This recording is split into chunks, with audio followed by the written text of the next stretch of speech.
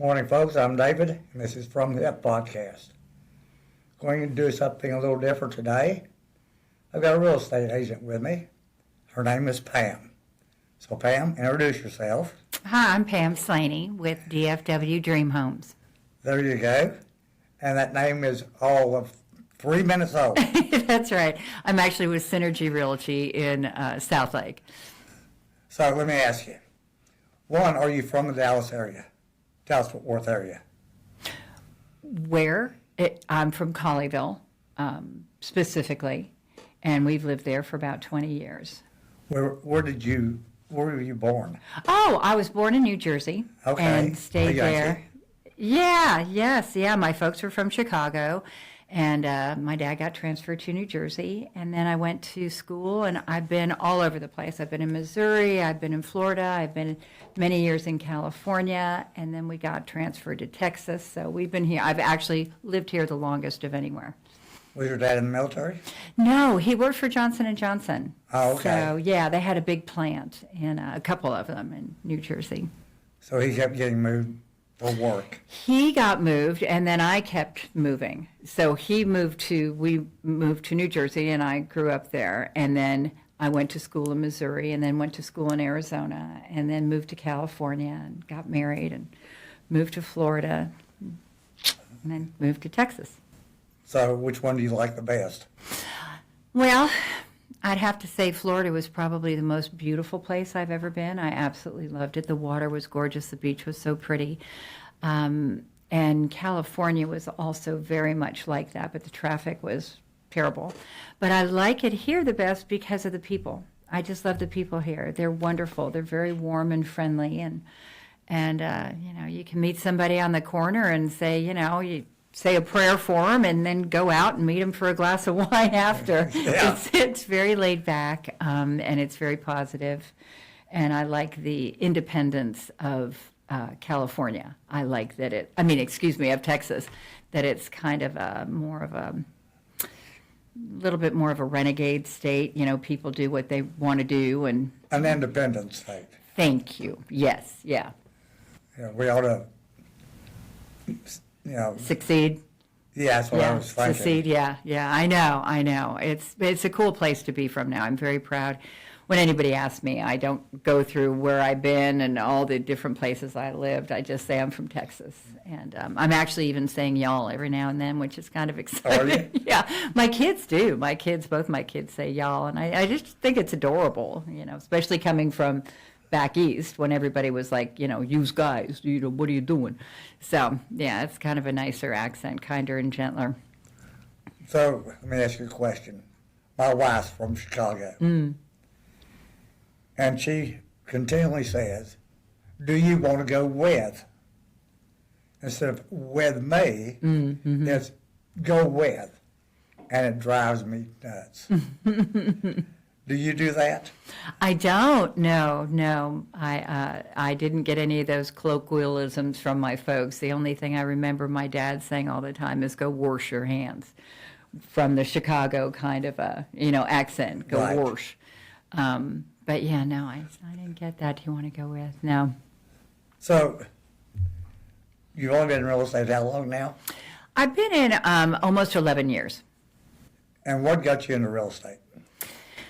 Well, I've always enjoyed real estate. I got into set design when I was in college, and then I went into sales of furniture, and then that brought me to interior design. And so I've done that all of my life, along with a couple other things. And I always was interested in not only the interiors of the home, but the home itself. And so you really do need to study a home to figure out how to really make the inside work for a couple. And I thought, I've loved interiors so much, but I really wasn't making an amazing living at it. And we looked around and thought, we've got 2 kids that are going to go to college fairly soon, so it's probably a good time for me to start back into the world of business. And it just made total sense because I already understood the industry and I already enjoyed it. I've had a life in sales ever since I've been out of college. I've been in sales, so I understood the process. I just needed to learn the verbiage, and what went behind it in contracts and things like that. So. Okay, well, Yeah. I want to go back to the sets. Oh yeah, set design. Okay, was that for film, TV, or? Actually, it was for stage, for theater stage. I was a theater major, and we were required to do hours and hours and hours of set design, like literally making the set and then Building the after. sets. Yes, yeah, and then breaking them down. We were the free labor. And so it was really cool. It was so interesting getting to do that on the daily. And then when I moved in by myself, I would upholster an apple box in the shiny fabric to make it look like it was, maybe metal or something, and put a little piece of glass on. And someone would come over and put their feet on. I go, no, don't do that. It's gonna collapse. But I could make it look like it was something that was supposed to be normal, but it was for a set. Well, the reason I asked, I figured that's what it was. Mm-hmm. We have 2 photography studios down the hall, the Covenant Studios. And we build a lot of sets. Oh, okay. And Lynn, who is our sound man today, or most days, he is a master of set design. Oh, that's so interesting. Wow. He hates to photograph somebody on a set that other people have shot. Mm-hmm. So he comes up with those nuances of changing sets up. And sometimes on his images I have to, did he shoot that in the studio, or where did he shoot that? Yeah. And I have to study it to realize it's actually in the studio. Yeah. Are they shot on canvas? Is it a canvas that rolls down, or is it actually? He does it all kinds of different ways. Wow, that's so cool. We have lots of backgrounds in the studio. And we have some sets. But we have a decent prop selection with material and blankets and all kinds of props. Well, y'all didn't give me any props to wear today. I didn't get a hat. It's Kentucky Derby Day. I was actually thinking about coming in one, and then I thought better of it. But Oh, really? no, I'm kidding. But I am going to wear one later. I am. Okay. I got my hat all picked out and everything. We're going to go watch it on TV. Oh, okay. Yeah. So you're into the races? Well, I think it's fun. Anything that's that big of a deal somewhere in the nation should be celebrated by all, even though I can't drink bourbon, but, I'll give it a whirl. And why can't you drink bourbon? I'm not good at hard alcohol. It just, no. I think I abused so much of it when I was in college that it's just pretty much taken it all out of the running, and I enjoy wine, and that's about as far as I go these days. Well, I abused it so much that I don't drink at all. Oh, well, there you go. So Yeah. see, yeah. And it's interesting because as we get a little older, and especially when I had kids, I just wasn't going to be drinking a lot. And once you get into real estate full time, especially dealing with so many people in California, it's 11 o'clock there, and they think they're being courteous, it's 8 o'clock there, excuse me, and they think they're being courteous because it's 8 o'clock, but it's not. It's 11 o'clock our time, Right. So if you have a couple cocktails, that's certainly not going to work. So it kept me on my toes for quite a while dealing with that time zone. I've got a friend in California, great guy, and he's been in real estate related industry all his life. Mortgage companies, real estate companies, everything else. But he keeps an East Coast time schedule, living on the West Coast. Wow. So he's up at like 3 o'clock in the morning, California time, going to the gym, doing his workout, then does a sauna after that, and then does his breakfast. So he can be on the phone at 8 o'clock Eastern time. Wow. And interesting character. He's older than I am, so he's ancient, right? But he takes a golf ball and a rubber mallet and he bounces the ball with the mallet, and he does it both hands to keep his hand coordination in. Okay. And he's on the senior tournament Oh, wow. for tennis. I mean, he's very, very active. Yeah. And Well, what does he do on the East Coast that he has to be on the phone at 8? he deals with mortgage companies, Oh, okay. and both in California and on the East Coast. Yeah. He's a brilliant guy. He graduated from Stanford, summa cum laude or whatever, and a brilliant guy. And he also, when he travels, he carries his own food. So he eats clean. He eats a very strict diet. Yeah. Yeah. Oh, good for him. And he does a cleanse ever so often, and he's really health conscious. Mm-hmm. And he looks it. He looks it. I mean, he looks 35, 40 years younger than he really is, Wow. with the energy to go along with it. Mm-hmm. But let's talk about real estate. Okay. So you decided to get into it just because you liked it, and Yeah, and I knew it was an opportunity where I could actually make some really good money that would be what I needed to be saving for my kids' education. And we had just come out of 2008, 2009, 10, 11. My husband had just opened up a new business in like 2006. And so 2008 just kind of brought us to our knees. So it was time for me to start contributing. Kids were in 8th grade, so they were good. They were good Yeah. to go. Yeah, we had done our job there. there were many adults. Yeah, exactly. And the great thing about real estate is that you can, you're flexible. Right. You can go pick them up and then drop them off and head on back out again. So, yeah. So that's why I did it. Really, it was the money and the interest, and I was so ready to have a good career. Yeah. So how's it been? Great. It has served me well. It has been very good. We had a couple slow years, but then I went back to school and decided to further my education and got a master's certificate in life coaching, which has really been interesting because it's been very helpful in selling real estate because there's a lot of anxiety and emotions that go into selling your home. It's your baby. It's where you raised your babies. And so whenever you take a listing, I think it's really good to be cognizant of the fact that everybody's very invested into that dwelling. And it's not just four walls. It's their home. It's their life. It's their memories. So that has helped. In fact, I told both my kids that I want them to take the class sometime around when they're 30. So they could be, just better parents and better human beings altogether with the coaching. So it helps. Everybody's a coach now. So how old are your kids? They're 23. I've got 23-year-old twins, boy, girl. Oh, boy, girl, twins. Yeah. That was interesting. That's been a lot of fun. They've been really good.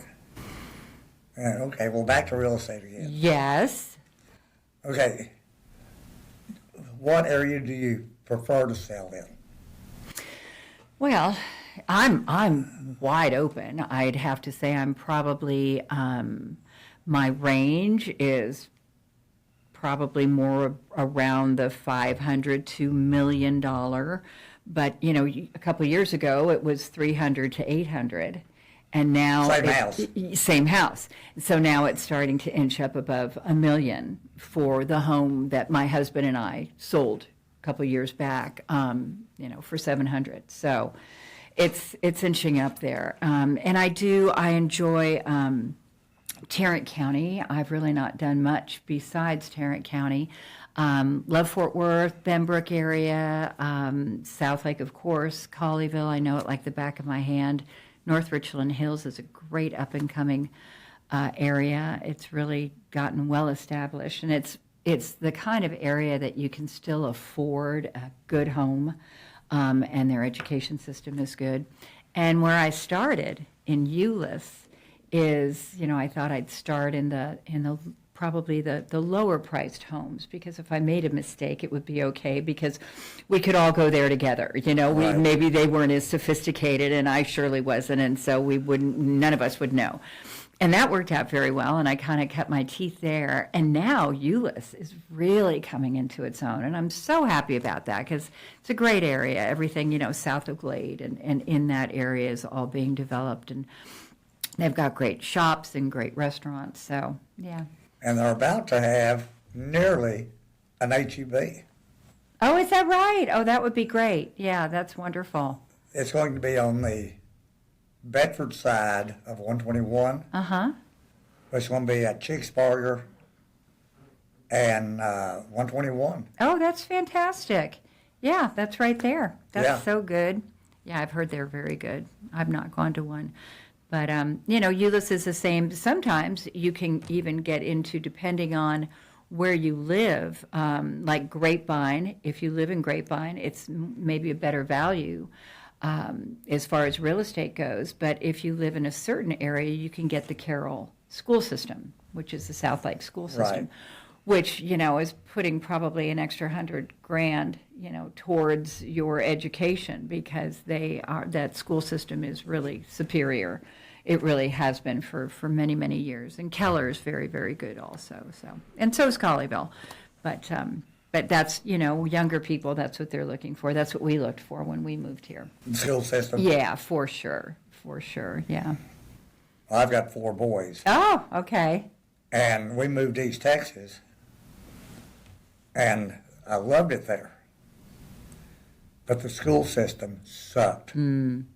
Big time. And we started looking around.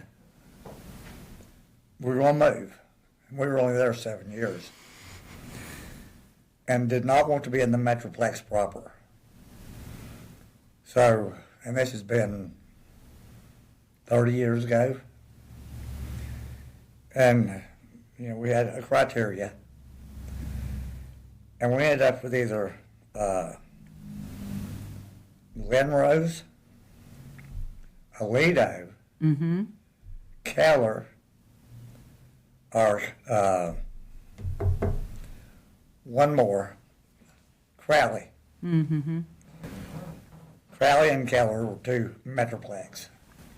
Oh, wow. And it boiled down to either Aledo or Glenrose. And they were neck and neck. And one of the criteria was what percentage of the kids took the ACT or SAT and what was their score. Because a little town in East Texas, only like 18% of the kids even took the SAT. Yeah. And they did not even score state mean. Oh, gosh, yeah. It was pretty bad. Yeah, that's a tough one. And Aledo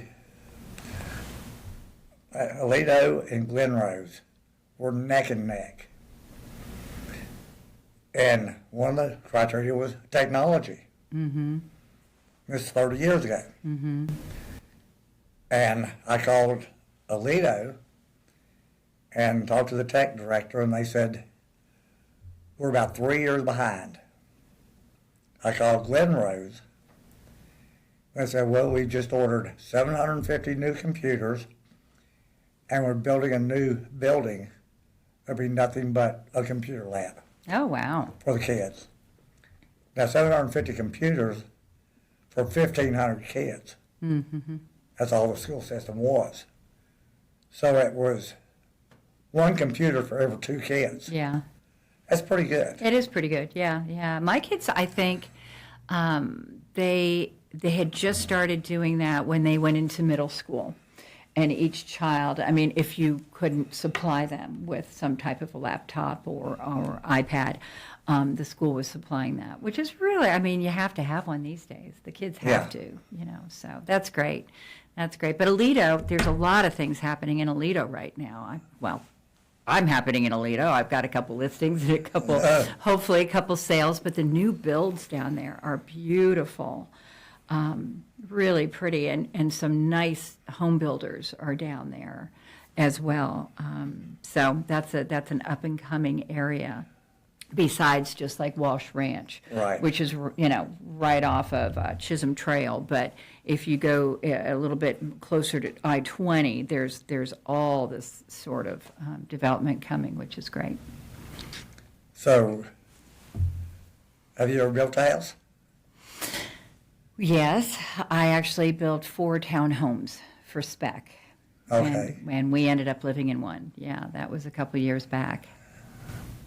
How do you like the building experience? No, it was, well, okay, so I loved it and I hated it. It was one of those, blessing and a curse at the same time, because I knew enough as a designer and about real estate that what I wanted and what, the quality of things that I wanted in there.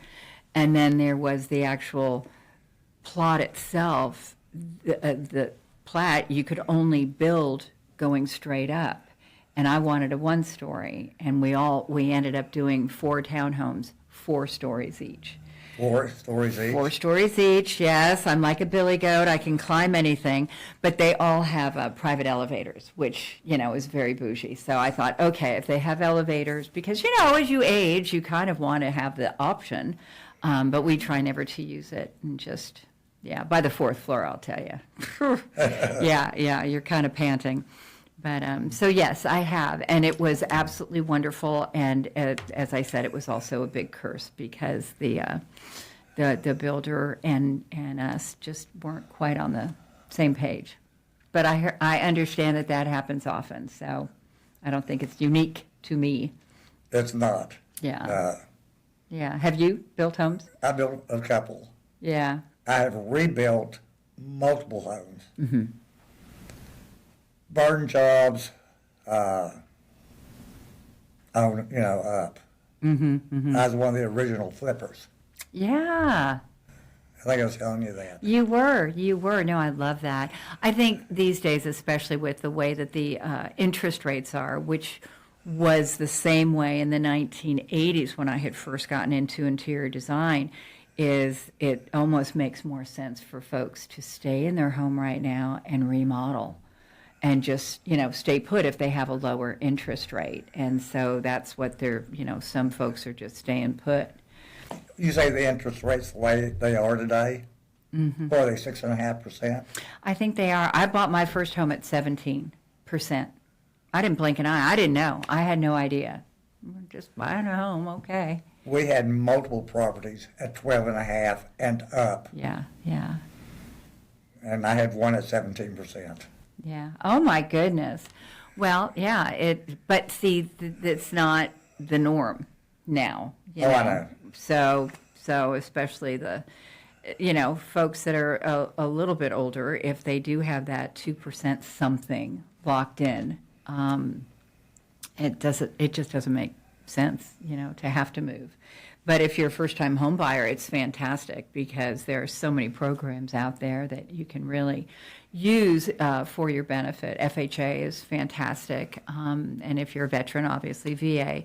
But especially with new home builds right now, I've seen upwards of 25,000 that they're putting towards the people's closing costs and upgrades and things like that, or buying down percentage points on a mortgage, so they can start in the 4s. And, maybe it'll gradually go up, but hopefully by the time it gets up to a 6 or 7%, interest rates will have come back down and they can refinance and it'll make sense. Right. So, yeah, but I think, what, if you can get in, it's the best investment you'll ever make, period, end of story. As soon as my children can save some money, I'm going to make sure that that's where they start to grow their wealth. And it's fantastic. I wish I had done it. I wish I had known, Yeah, I had great homes, but I didn't hold on to them.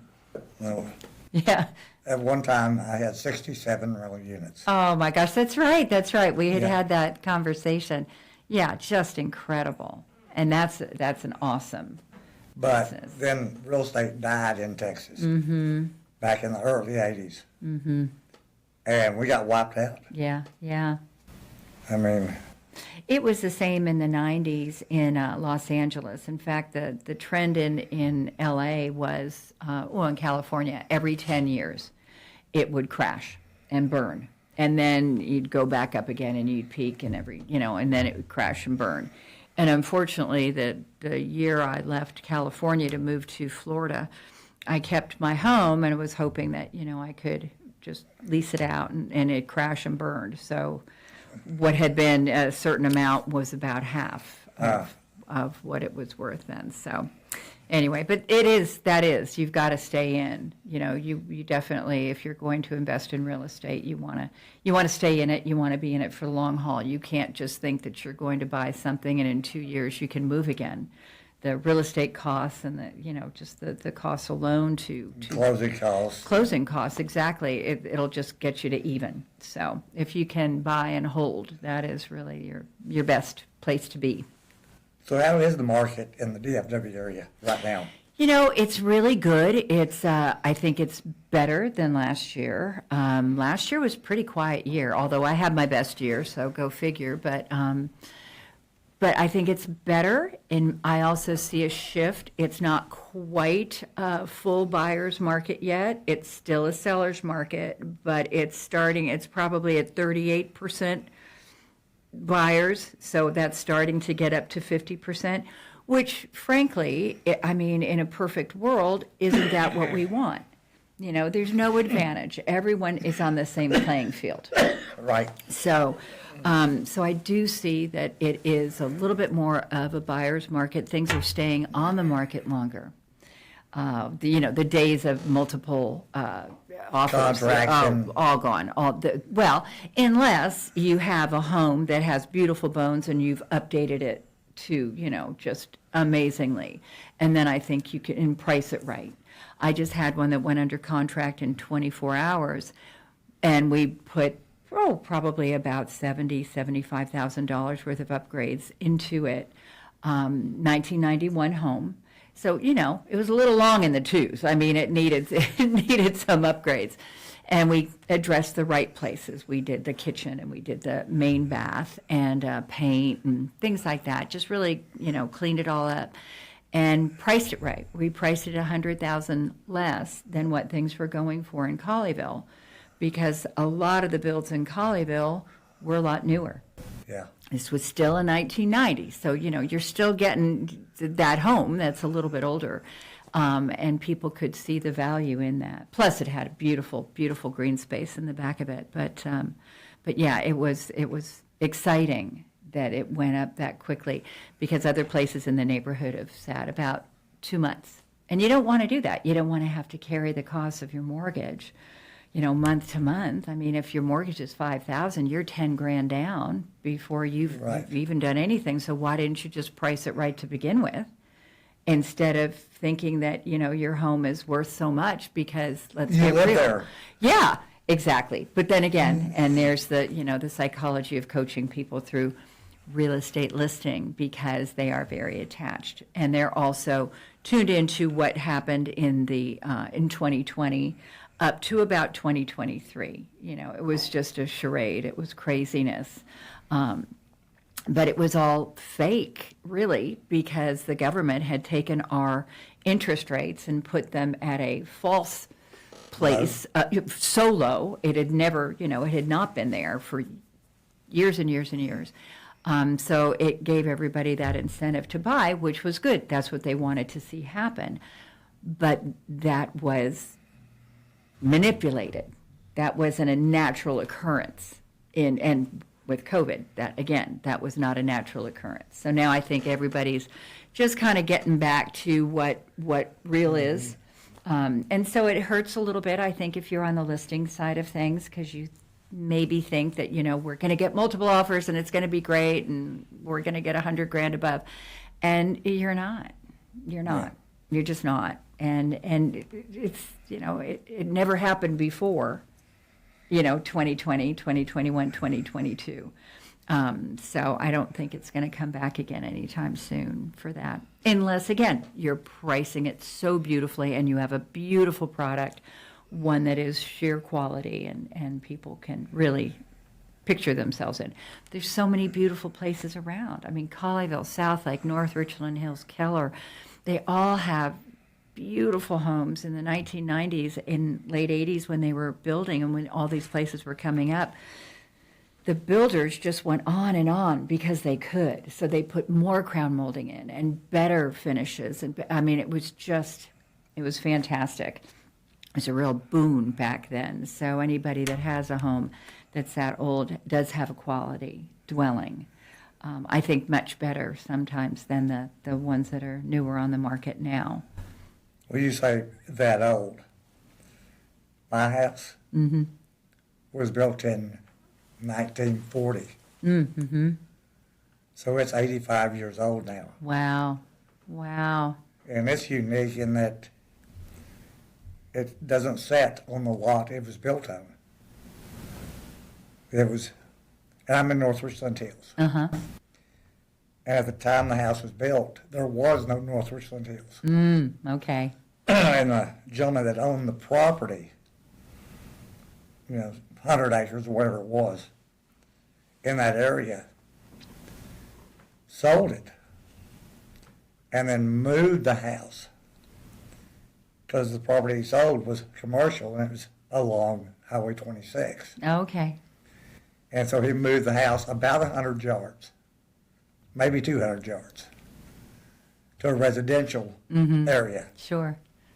And so it's an interesting old home. Oh, that's so cool. Yeah, I think the one I grew up in was built in the 1950s, and it still, still lives. It was beautiful, all the paneling, the old pine paneling and stuff like that. So it was great. Okay. So how do people get hold of you? You can text me and or call me the old-fashioned way, but my phone number is 817. Say it slow. 817-988-8871. Okay. And it's Pam Slaney. And yeah, just spell it for the audience.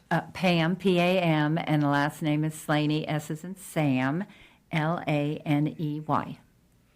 And just to put a little period on this whole thing, it's a very serious thing to buy and sell real estate. It's a huge investment, but it doesn't have to be as stressful as it seems. It can be fun.